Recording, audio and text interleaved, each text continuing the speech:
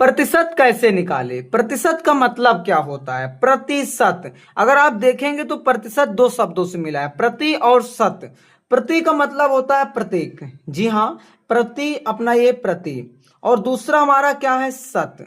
प्रति का मतलब होता है प्रत्येक, और शत का मतलब होता है 100, यानी प्रत्येक का 100, यानी कि कुछ भी रहेगा। जैसे मान लो यहां पर मैं लिख दूं 10%, ये तो आपको क्या लिखना पड़ेगा? जब आप प्रतिशत का चिन्ह हटाएंगे तो आपको क्या करना पड़ेगा? बटे का 100 करना पड़ेगा, जी हाँ। अब जो प्रतिशत का चिन्ह होता है हमारा कुछ इस प्रकार से होता है, ठीक है, ये हमारा क्या होता है? प्रतिशत का चिन्ह होता है। अब प्रश्न कैसे आता है? अगर आप मान लीजिए किसी दुकान पर जाते हैं और कोई सामान आपको मान लीजिए 200 रुपए का है, ठीक है, 200 रुपए का सामान है और आपको बोला जा रहा है कि इसमें आपको 10% का छूट दिया जाएगा, तो आप किस प्रकार से निकालेंगे? ये चीजें हम आपको बताते हैं। तो पहले हम लोग एकदम छोटे प्रश्न से शुरुआत करेंगे, जैसे कि 30 का 10%। अब आप 30 का 10% किस प्रकार से निकालेंगे ये आप जानिए, ठीक है। तो इसको निकालने के लिए आपको क्या करना है? सिंपली आप यहां पर ये 30 लिख लीजिए, और का मतलब होता है गुणा, तो ये आप लोग यहां पर ये गुणा कर दिए, 30 का 10 तो 10 कर दीजिए। अभी मैंने बताया प्रतिशत जब आप हटाएंगे तो बटे का क्या करेंगे? 100 कर देंगे।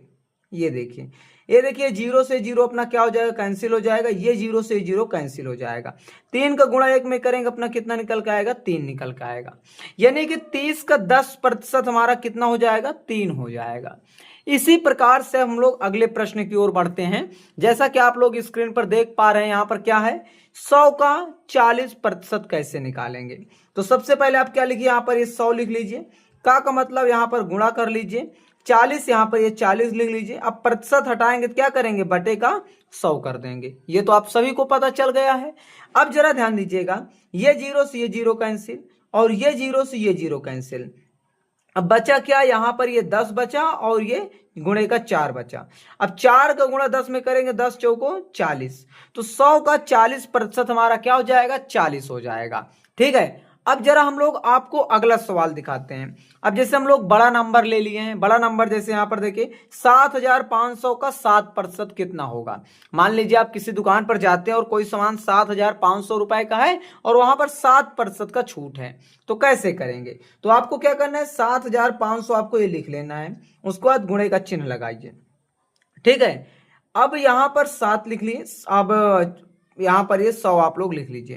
तो ये दोनों जीरो से ये दोनों जीरो यहां पर ये कैंसिल हो जाएंगे। अब क्या करना है? आपको 75 का गुणा कर देना है 7 में, 7 में 75 का गुणा कर देना है। देखिए यहां पर ध्यान दीजिएगा, 7 पचे 35 का 5, हासिल आया 3, 7 सता 49, 49 और 3 अपना कितना हो जाएगा? आपका ये 52 हो जाएगा।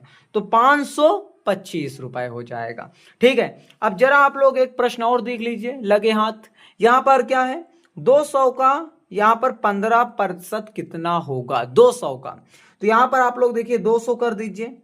अब का मतलब मैंने आपको क्या समझाया? गुणा, और यहां पर क्या है? 15, तो 15 कर दीजिए।